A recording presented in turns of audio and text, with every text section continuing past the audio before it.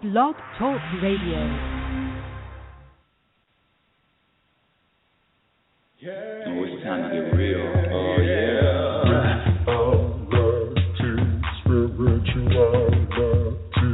It's a new experience. Reality, spirituality. Yeah, keep your ears open for this one now. Spirituality. You got a question for RLN? Reality, spirituality. Yeah, it's time to get some answers, baby. Spirituality. Oh, now we get real.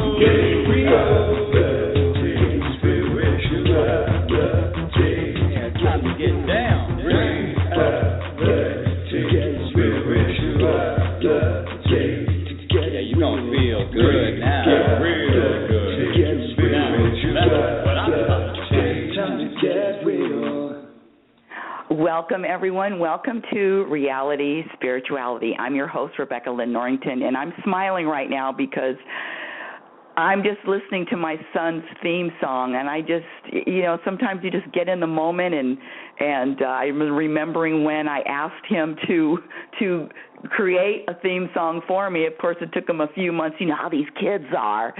But I just love it. I love hearing his creativity, his voice, and it's true. I mean, call in and ask me anything. That is our topic today. Today is ask Rebecca anything. And what does that mean? That means that whatever is going on in your life, let's talk about it. Let's talk about it, and let's come up with a solution.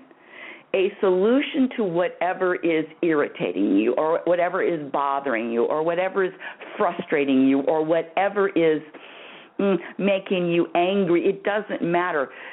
There is a solution to everything that I look at as a problem. And I'm using, if you could see me, I'm using air quotes. Actually, I'm just one air quote right now. Whatever I perceive as a problem. And that's a really important word, perceive, because perception is everything. Perception determines how I am going to feel about any circumstance. Perception means that I put a judgment on what is going on in my life. But the great thing about perception, the best thing is we all choose our perception. We choose our perspectives. We choose how we want to view anything that happens in our lives. Absolutely anything, and let me throw this word in, everything that happens. We choose how we want to feel. We choose how we want to, when I say choose how we want to feel, if you have a perspective that something in your life is going wrong, or something is wrong, or something is not happening the way that you would like, you can just, nothing really has to change. Whatever it is, in fact, let me give you a perfect, I'm getting right into this story, but let me give you a perfect example.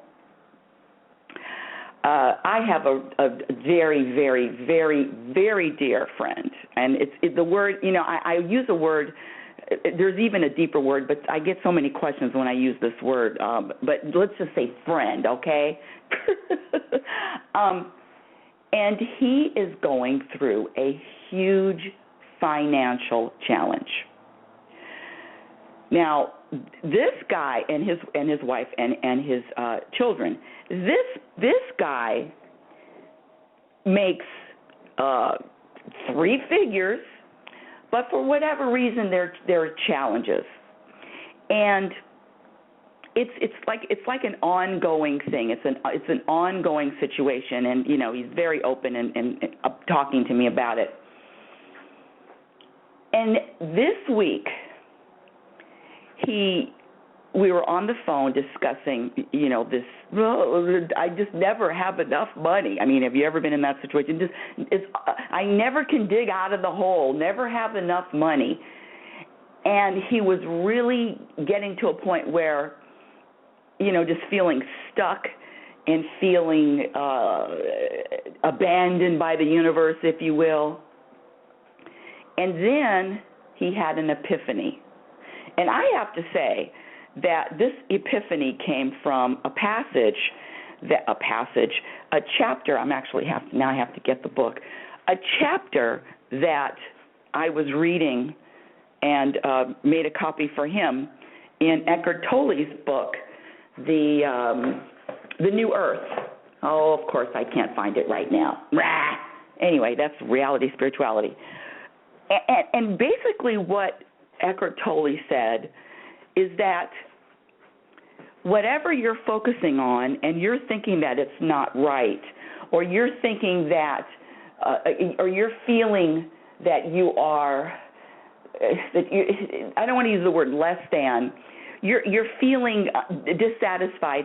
He basically said that you're, say it's financial. Say financial is the problem. He's saying that your perception or your thoughts about who you really are is very limited and very small. He used the word small, meaning that if you're focusing on, I don't have enough money, then you're focusing on something that is really an illusion, and it really is different than who you are. You, me, we are all here to be.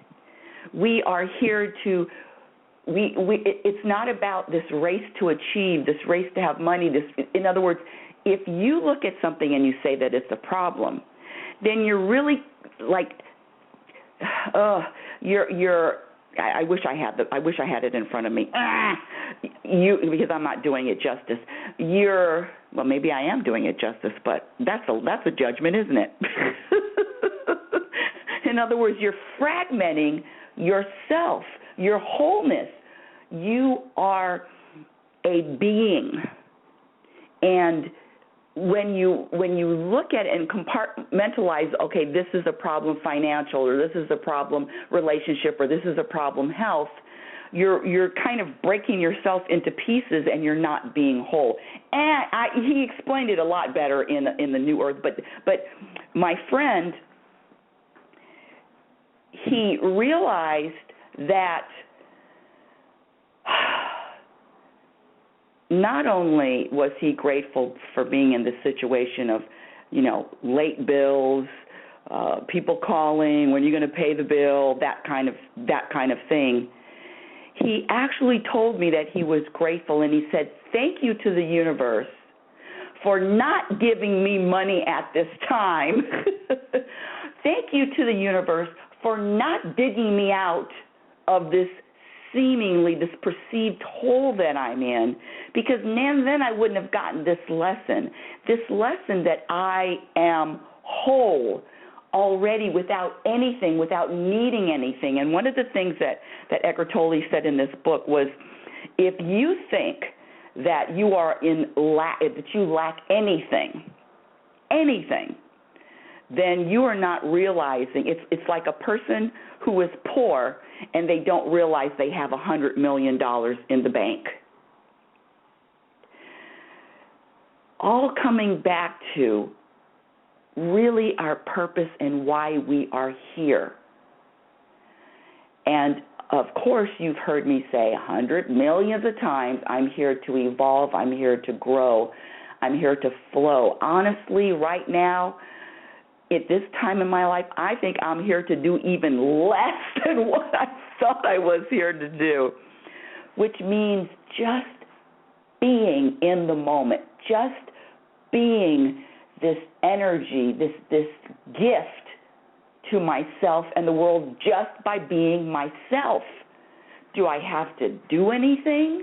Do I have to accomplish anything? Do I have to what do I have to do anything?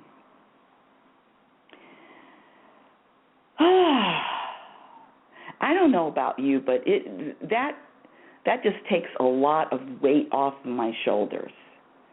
It just allows me to breathe, take deep breaths in and deep breaths out,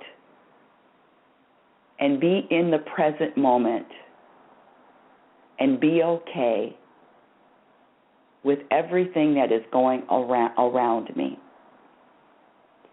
And there's a huge energy and there's a huge word that is so necessary, and that word is acceptance.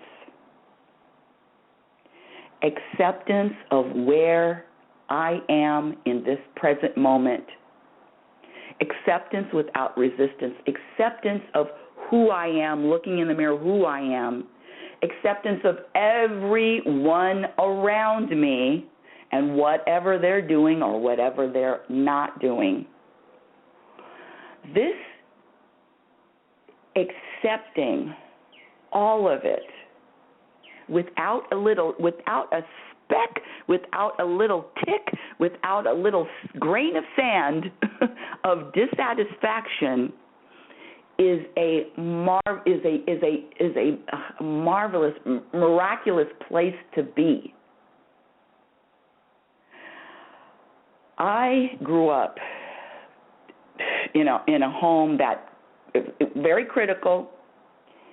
And listen, I'm just being honest, very critical. And so I learned to be very, very critical of myself about what I was doing and what I was not doing, what I was accomplishing and what I was not accomplishing. And I'm telling you, audience, I refuse. I'm making a stand. I protest to feel bad about anything I do or anything I don't do or anything I accomplish. I've actually given everything up because I just want to accept it all in this moment. And honestly, I believe, and I've said it billions of times, but for my new listeners, I don't control what happens to me. I don't control what doesn't happen to me. I don't believe, I'm not into visualize. Now, listen, other people are into that. Other people believe that. And that's what this topic is about today, other people. This happiness, this contentment, this state of being does not have any room. This feeling of acceptance and being doesn't, and really it's really a formula for happiness. Does not have any room for anybody else. It's a formula like 1 + 1 equals. Okay, it's like 1 + 1 equals 2. A formula is your formula for happiness cannot include anyone else. Your formula for happiness cannot include anyone else except for that person in the mirror. Not your mother, not your children, not your spouse, not your husband, not your wife, not your significant other, not your life partner, no one. What does that mean? It doesn't mean that you don't care. It doesn't mean that you don't support, help. No. But when it really gets down to the lowest common denominator, like I love to say, get down to the lowest common denominator, it's all about you and that person in the mirror. And I learned a lesson. I'm a happiness specialist, and there are things that literally subtract and suck happiness and take happiness away and take this contentment away. And one of them is trying to figure out or looking at other people or allowing other people to get in your mix, in your space, if you will. I can give you countless examples. If I include my son in my happiness formula, guess what? it's just a matter of time before I'm going to be disappointed, or I'm going to wish that he would have done something different, or hope that he would have said something different. I mean, it's just a setup. It's really a setup for unhappiness. And a lot of people, and I've noticed this so much that, and I usually don't do a lot of people a routine, but anytime you look at anyone else and you're pointing out and you're thinking about someone else or a group of people or a cause, whatever it is about other people, whenever you are focusing on other people, you have someone else in your head. And I mean it in a way that you're not like, wow, what a great person. I love them. I'm grateful that they're in my life. Thank you, universe, for giving me a gift of them. Anything other than that, you know what I'm saying? Anything other than those kind of thoughts really are a distraction, and they subtract from happiness. This is a one-on-one job. It's you and the universe. It's you and energy. It's you and spirit. It's you and this energy that creates worlds. It's a one-on-one relationship. And whenever you add something else in the mix, it just kind of dilutes it. I'm telling you, it's a setup. I used to think that I knew. And I'm going to get to my callers in a minute. I have a few people in the queue. I'm going to get right to you in a couple minutes. I used to think that I knew, which is really funny. I knew why someone behaved the way they did. Listen to this. I even knew what they were thinking. I knew why they did what they did. I knew, I mean, I had other people all figured out. Oh, I could give a whole synopsis. I could write a dissertation about somebody else. I could get a master's degree because I knew another person. I knew what they liked. I knew what they didn't like. I knew their behavior. I mean, are you kidding me? I was such a know-it-all. Such a know-it-all. And this happened to me a few years ago, and I had to let go of that, thinking that I know other people and why they're behaving and what they're doing and what they're thinking and why they must be doing this. I mean, can you relate to what I'm saying? It's actually a freedom of letting go. It's letting go of that extra baggage that you really don't need to carry, and that's other people, anybody else other than you. I was in a Toastmasters meeting a few years ago. I was in Toastmasters, and there was a contest. You know, you occasionally have these contests, and you compete within your little club, and there was a father and his 16-year-old son. And I watched the relationship. I kind of, got an idea. The father was always looking over the son's shoulders, always giving him advice, giving him suggestions. Some parents can be very, very over the shoulder, and just listen. I was one of those. Okay, hands up, and that always bothered me. It always bothered me. I feel like saying I always felt like saying to the father, "Hey, leave this kid alone. Let him enjoy the meeting without you whispering in his ear what he should do. I mean, leave him alone." And I'm telling you, that just kept nagging at me, and I never said anything. And finally, there was a contest, and the 16-year-old was one of the contestees. I guess that's a word, contestees. Anyway, it's a word today. And we took a break, And we took a break, and then, after the break's over, the contest begins. It's back and forth, and you give a speech, 3 minutes, 5 minutes, 7 minutes. You give a speech, and then everybody votes on who's the best. So this kid, the 16-year-old, during our break, he goes outside. We were actually in a park area, in a recreational park. And so he went outside, and, I kind of watching him. He's, stretching and breathing and, getting ready for his speech that's going to come up right after the break. And then I see the father get up and go outside following this boy. Now, the boy was out for about a minute or two, and I see the father. I said, oh, my God. This guy won't let his son alone. Leave him alone. Let him, I was just like, ugh. And the father goes outside, and he's, doing whatever he's doing. And listen, this is the old Rebecca Norrington. I got up, got my little rear end out of the chair, because I was going to tell this father I was going to give him a piece of my mind.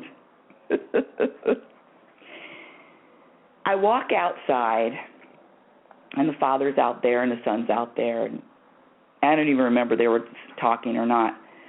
And I went right up to the father, and I said, can you please leave him alone? Can you let him have a little space?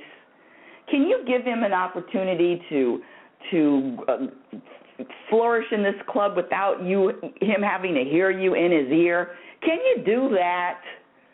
Listen, if you know me, that's exactly who I was a few years ago. And the father looked at me and said, I'm not talking to him. I'm not going outside to talk to him. He says, I had gas, and I wanted to go outside. I have gas. Well, my mouth just dropped open, because that was a lesson, a huge lesson. My thinking that I know what somebody else is doing and why they're doing it was released, pun intended, on that day. Unless you can get into somebody else's body, get into their skin, have the exact same experience that they've had growing up. In other words, unless you are them, pretending that you know anything about them or why they're doing it or what they're thinking, and can we let go of that today? Can we let go of other people today? Can we give these people room to be themselves and can we take them out of our happiness equation formula? Can we take them out of the mix and let these people go, including children, including spouses, including parents? Let everybody go.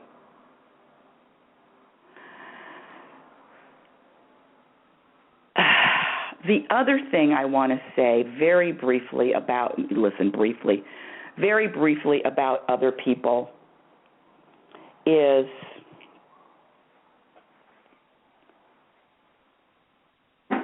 I used to think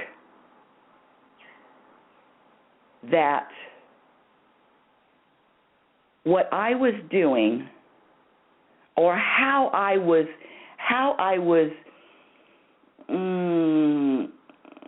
what worked for me would work for everyone.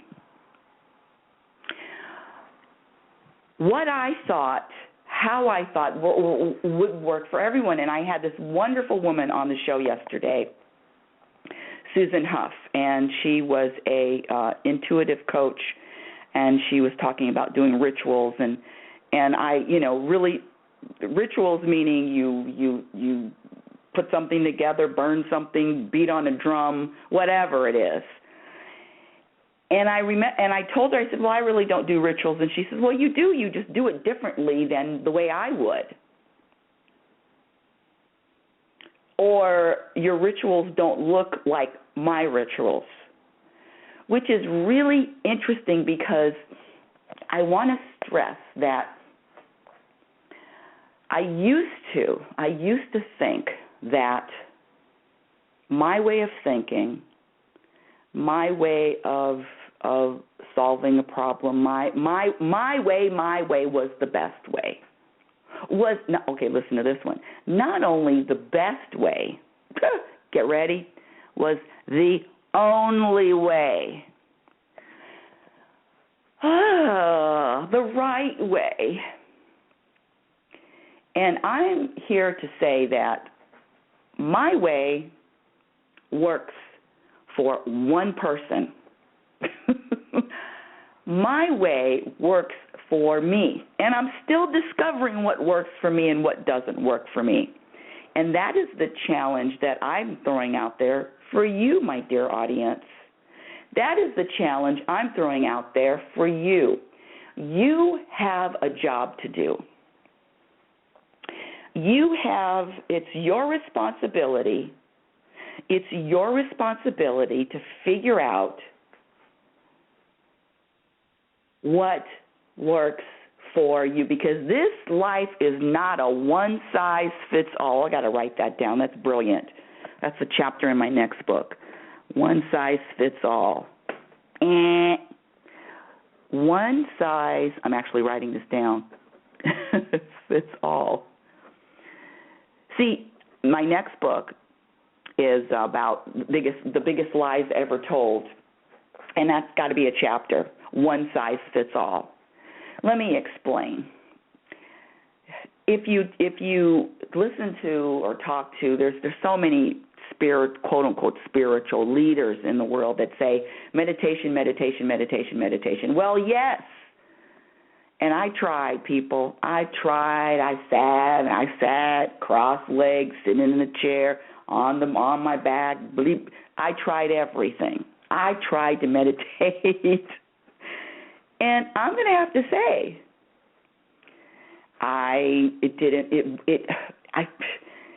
maybe I gave up too early. I don't know.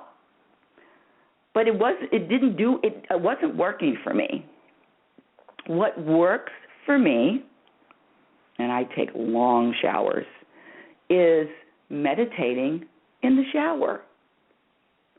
What works for me is meditating when I'm on my way to work. I ride public transportation. I'm on the bus for about 20 minutes. I meditate on the bus. Do I meditate on the bus every day? No. Do I meditate in the shower every day? No. Sometimes I do, sometimes I don't.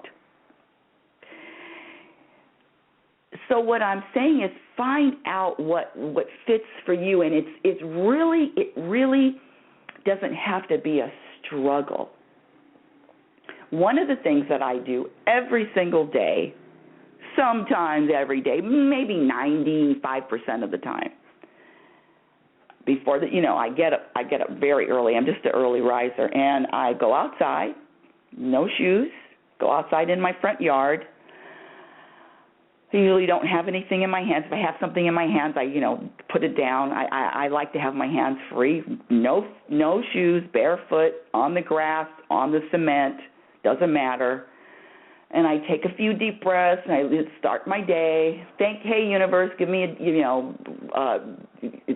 and this is what I ask for every day. I said, bring me closer. I don't ask for things. I said, just bring me closer. Bring me closer to be more of an example of the universe. I want my agenda, my goal is to be a physical example of the universe. What does that mean? That means that unconditional acceptance, love, flowing without resistance, surrendering, trusting, relaxing, living in the present moment. No expectations, no judgments, in the present moment. Universe, help me to live in the present moment more. No, not help me. How do I always like to ask questions? How do I live in the present moment more today than yesterday, or more often? How can I experience the present moment more often? These are the kind of things I ask for. It's really funny. I used to ask for a lot of other different things, but now the only thing that I ask for, how do I create more contentment in my life? How do I flow easier? How do I give up resisting? All of this, how do I? And it's all about my day in, day out life. How can I be more at peace with myself? How can I create more peaceful relationships? All of these questions, all of these questions that I have for the universe, that's what I do in the morning. And guess how long I'm outside? It might be a minute, 3 minutes, 3 minutes, 4 minutes. I'm in, I'm out, I'm done. You know why? Because that works for me. And I have to say that I don't know what's going to happen tomorrow. Listen, 6 months from now, you might hear me, guess what? I meditate every day now. I really sit down and go into it and quiet my mind and all that. But it's not happening today. So it's about knowing that everything changes, being okay with change, knowing that who you are today is not who you are going to be tomorrow, being okay with it. One of the things my mother loves she's so cute too. I mean, come on, she's 85 years old. She says, she calls me Becky. She says, well, Becky, I used to organize a holiday hiking club every holiday, hence the name Holiday Hiking Club. So on holidays, Thanksgiving, Christmas, New Year's Day, whatever day, holiday, 4th of July, anytime we were off work, I would organize a hiking club. And I love to do it. Oh, my gosh, I did it probably 3-4 years. Listen, I can't remember, but I did it for a few years. And every year, even to this day, and I haven't been organized a holiday hiking club in probably at least 5 years. My mother will ask me, she says, well, are you going hiking on Thanksgiving? Are you? And I said, no, Mom, that's what I used to do. That's who I used to be. So this life is really about being okay with change, not only being okay, knowing that nothing stays the same. Knowing that nothing stays the same, especially that person in the mirror. And honestly, you don't want to be the same as you were a year ago, 6 months ago, 3 months ago. Why? The same? Okay, oops. Uh-oh. Red alert, red alert, red alert. Listen, I don't want to be the same, okay? You can want whatever you want. Red alert, red alert. I don't want to be the same. I want to experience the things that bother me, annoy me, irritate me, stick in my craw. I want to be free of everything. I want to be able to experience the most out of life by flowing without resistance, by accepting without judgment. And that's all that, and that's it. That's it in a nutshell. Yep, second book. Do I know when it's going to be out? No. Have I started writing it? No. I'm just taking notes. I mean, is it a I'm tired of these deadlines. Got to do. Nope. Slowing it all down, everybody. Slowing the bus all the way down. I have a few people in the queue, but no one wants to chat. So that's all right. That's okay. Today, let me see. I want to share with you also a few mental laws of the universe. Now, we all heard about the physical laws. We've all heard about the laws of the universe, and some of them are the most popular, of course, is law of attraction, which really comes from the law of vibration. But I want to talk about a little bit about the laws, the mental laws. And this happens to be in my book also, my first book, RealitySpirituality, The Truth About Happiness, which can be found on my website at RebeccaNorrington.com or Amazon, the RealitySpirituality, The Truth About Happiness. And the importance of understanding these mental laws. And one of the reasons why it's important to understand laws of the universe and mental laws is because these are our tools. These are the ingredients. In other words, these laws are existing and are happening whether we believe that they are or not. And it's always good to get, it's like turning a light switch on. You turn the light on, you turn the light off, but behind all of that, you got the wires, you got electricity is, you have to wire it. What am I trying to say? You know what I'm trying to say. There's a lot behind just turning that light switch on and off. And so it's the same thing with life and the same thing with these laws. And knowing how to use the laws for your benefit that will serve you as opposed to trip you up. It's really very important. The importance of understanding the mental laws is important because we can easily become victims of our own minds. We can easily become victims of thoughts, of emotions. And so learning and understanding the mental laws is really, really very, very important. One of them, I'm just going to talk about a few. The law of thoughts arising. Now, I don't know about you.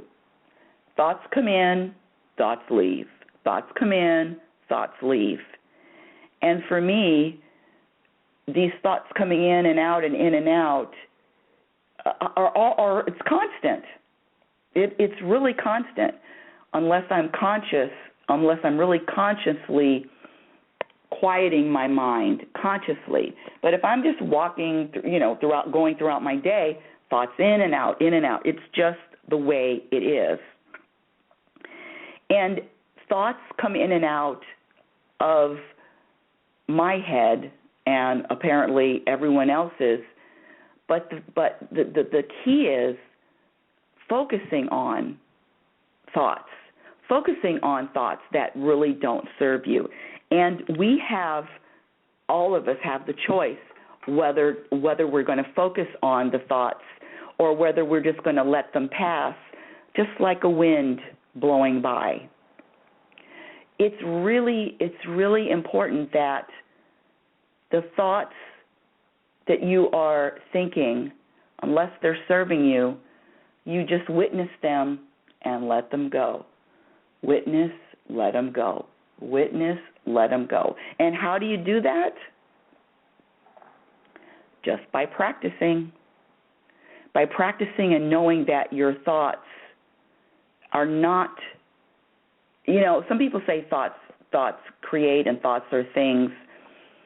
Unless they're serving me, unless the thoughts are serving me in a way or in a way that I'm going to feel good about my thoughts, those kind of thoughts, nope, they're here, I'm just going to witness. I'm going to be entertained about how lazy and how I'm not getting anything done, and how my health, getting older, oh God, the sky is falling, all of those thoughts. Nope, I'm just going to witness and let them go. Yep, another thought, let them go. Another thought, let it go.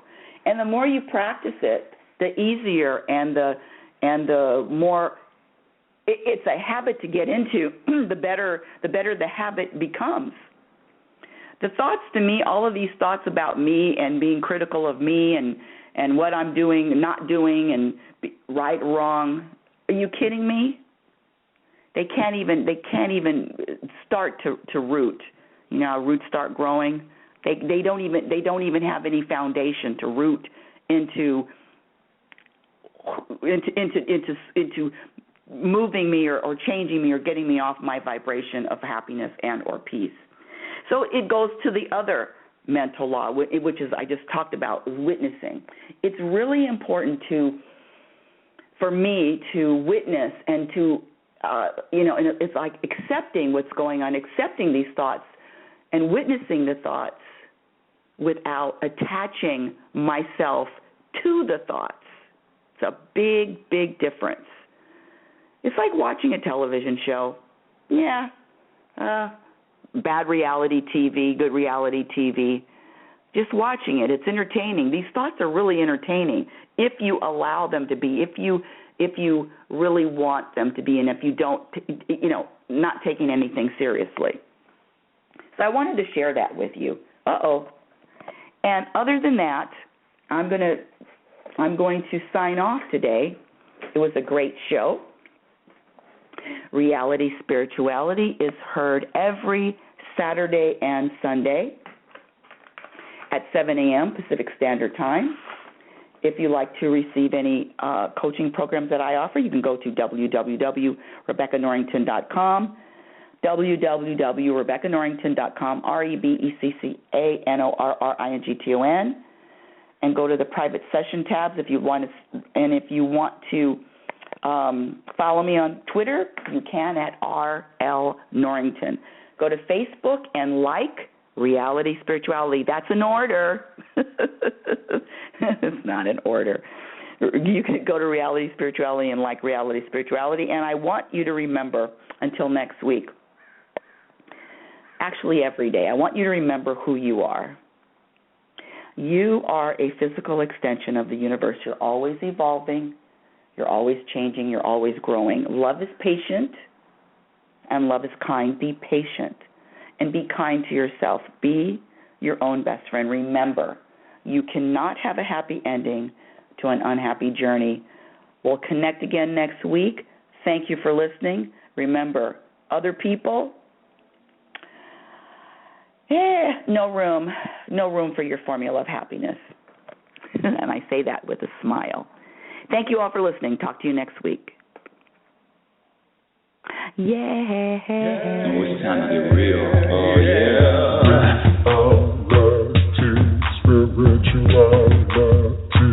It's a new experience. Reality Spirituality.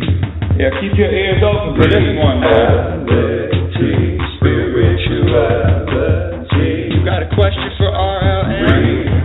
Reality Spirituality.